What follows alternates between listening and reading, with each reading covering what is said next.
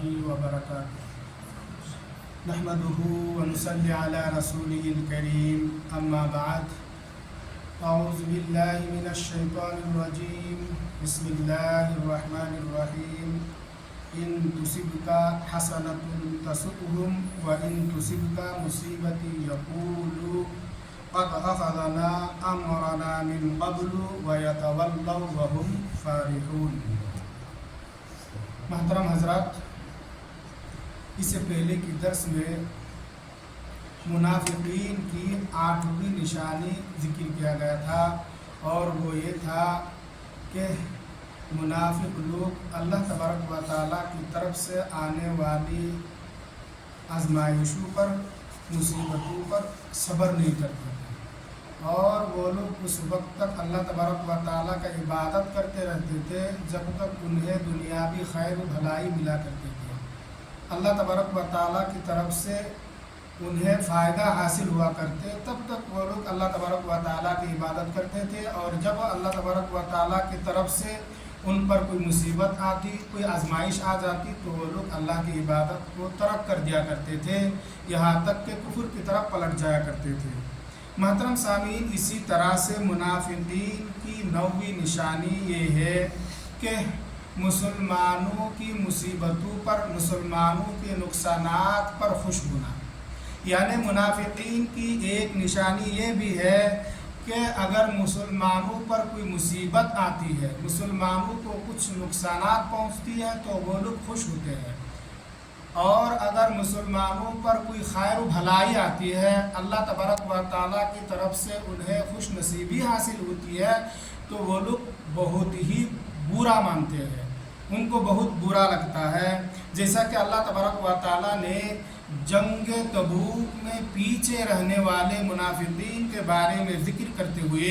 سورۃ التوبہ میں فرمایا، ان تصبک حسنۃ تسؤہم۔ اللہ تبارک و تعالیٰ نے فرمایا اگر آپ کو کوئی بھلائی ملے تو انہیں بہت ہی بری لگتی ہے، وَإِن تُصِبْكَ مُصِيبَةٌ يَقُولُوا قَدْ أَخَذْنَا أَمْرَنَا مِنْ قَبْلُ، اور اگر آپ کو کوئی تکلیف ہوتی ہے، کوئی نقصان پہنچتی ہے، تو وہ لوگ کہتے ہیں کہ ہم نے تو اپنا معاملہ پہلے ہی درست کر رکھا تھا، وَيَتَوَلَّوْا وَهُمْ فَارِحُونَ، پھر وہ لوگ وہاں سے خوشی خوشی چلے جاتے ہیں۔ محترم سامعین، اس آیت کریمہ میں اللہ تبارک و تعالیٰ نے منافقین کے بارے میں ذکر کرتے ہوئے اپنے پیارے نبی جناب محمد الرسول اللہ صلی اللہ علیہ وسلم سے مخاطب ہو کر فرماتا ہے کہ اے نبی صلی اللہ علیہ وسلم، اگر آپ کو آپ کے رب کی طرف سے کوئی بھلائی ملتی ہے، کوئی خیر پہنچتی ہے،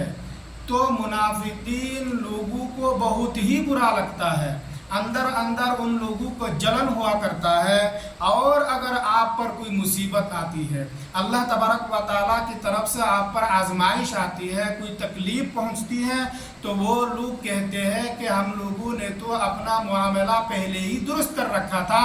اور اس طرح کہنے کے بعد وہ لوگ وہاں سے خوشی خوشی واپس چلے جاتے تھے۔